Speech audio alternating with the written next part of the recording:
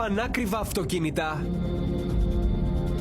Έκανε επίδειξη πλούτου με πολυτελή πορτοφόλια και τσάντες.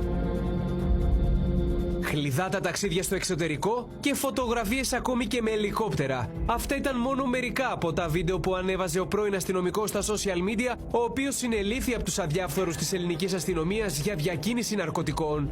Το βλέπετε, αυτό εδώ είναι μετάλλιο Ανδρείας, αστυνομικός αυρός. Το παίρνει ένας, δεν ξέρω κι εγώ, στους πόντους. Η υπόθεση προσέλκυσε το ενδιαφέρον των διοκτικών αρχών όχι μόνο λόγω της ποσότητας κοκαίνης που εντοπίστηκε στο σπίτι του, αλλά και λόγω των ενδείξεων ότι ο πρώην αστυνομικός αποκόμισε μεγάλα χρηματικά ποσά από την εν λόγω δραστηριότητα. Ο κοριός της ελληνικής αστυνομίας έκαψε τον 34χρονο TikToker.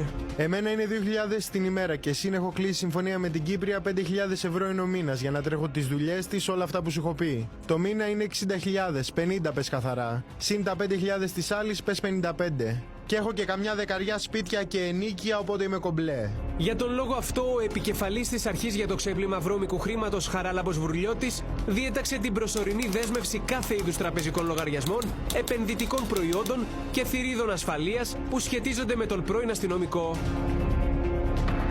Η δραστηριότητα του πρώην αστυνομικού με τις εκατομμύρια προβολές στα social media βρισκόταν εδώ και αρκετό καιρό στο μικροσκόπιο των αρχών. Ειδικά αυτό που κάνουμε μαζί, ξέρεις. Εγώ δεν μπορώ να το κάνω. Να πάω στα μαγαζιά δεν μπορώ να μιλήσω. Κρεμάει το στόμα μου. Τις τελευταίες 2 φορές δες που ήρθα σπίτι σου, που σου είπα θα έχω κάνει μία γραμμή τότε, μία γραμμή. Άντε ρε, κόψτην. Κόψτην, με έχει καταστρέψει εμένα και οικονομικά και τα πάντα. Θέλεις να καταστρέψει και εσένα, σοβαρέψου. Δεν μιλάμε για έναν πρώην αστυνομικό που έχει διώχθη από το σώμα, εδώ μιλάμε πρώην αστυνομικό που έφυγε μόνος του, έναν πρώην αστυνομικό τιμημένο από την αστυνομία για το καθήκον του. Αυτά νομίζω πρέπει να προσμετρηθούν στη συνολική αντιμετώπιση του. Ο 34χρονος πρώην αρχιφύλακας αύριο θα απολογηθεί για τις πράξεις του